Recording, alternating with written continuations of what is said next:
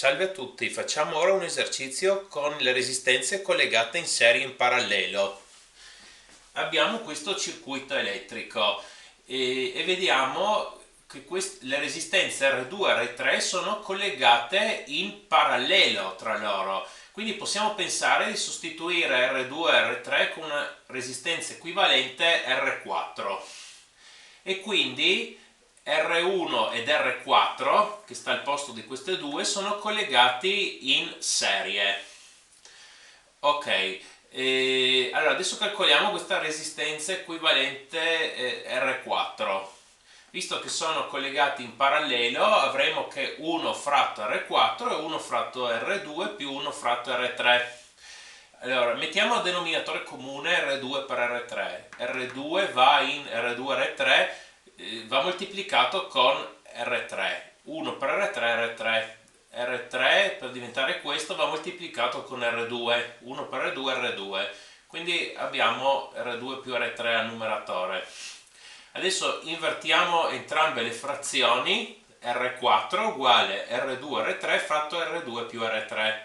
Mettiamo i valori.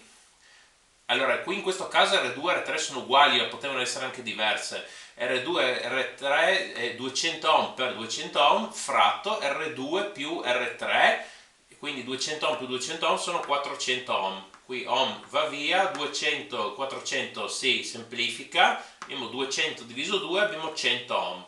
Quindi al posto di questi R2 e R3 in parallelo possiamo mettere una resistenza sola di 100 ohm. Allora adesso abbiamo R5 che sarebbe la resistenza equivalente a tutto, a tutte R1, R2, R3 tutte insieme, e quindi visto che R1 e R4 sono in serie, semplicemente si sommano R1 più R4, 300 ohm più 100 ohm fa 400 ohm.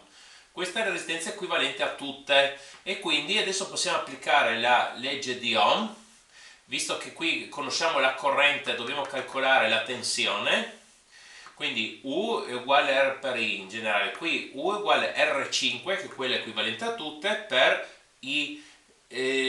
Sì. Allora, R5 è 400 ohm, I è 200 mA, ma dobbiamo convertirlo in unità standard ampere. Allora, milliampere sono millesimi di ampere, 200 per un millesimo significa che spostiamo la virgola di 3 posti e abbiamo 0,2 ampere. Facciamo questo calcolo e troviamo 80 volt. Adesso ci interessano anche le correnti I1, I2 e I3. Questa I che abbiamo qua, c'è la corrente che va dentro la resistenza 1, la resistenza 2 e la resistenza 3. Allora, visto che R1 e R5 sono collegate in serie, scusate, R1 e R4 sono collegati in serie, la stessa corrente che era qui va prima in uno e poi nell'altro, ma è sempre la stessa. Questo I1 è uguale a I e quindi 0,2 ampere ed è uguale anche alla corrente che passa nel R4 che va a sostituire R2 e R3. Abbiamo sempre la stessa 0,2 ampere che va in R4. Allora, adesso noi per calcolare queste due correnti, però perché questo I poi si va a separare in I2 e I3, I che è uguale a I1. E allora, come facciamo a calcolarlo? Per prima cosa, per usare la legge di Ohm ci manca la tensione U, perché noi conosciamo la tensione U qui, che è 80 volt, però questa tensione U si distribuisce ai capi di R1 e ai capi di R4. Quindi calcoliamoci la tensione misurata ai capi di R1. U1 è R1 per I1. Quindi 300 ohm per questa corrente qui 0,2 ampere e troviamo 60 volt. Allora, tutto insieme 80 volt.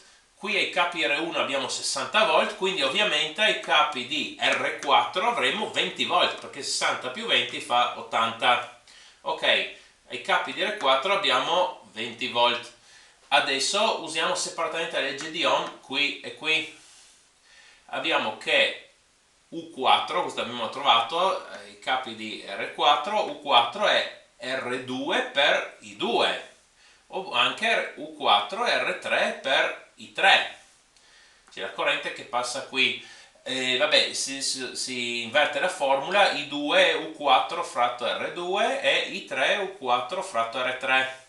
Mettiamo i valori, U4 è 20 volt come abbiamo visto. Allora adesso in questo caso R2 e R3 sono uguali, sempre 200 ohm, però potevano essere anche valori diversi.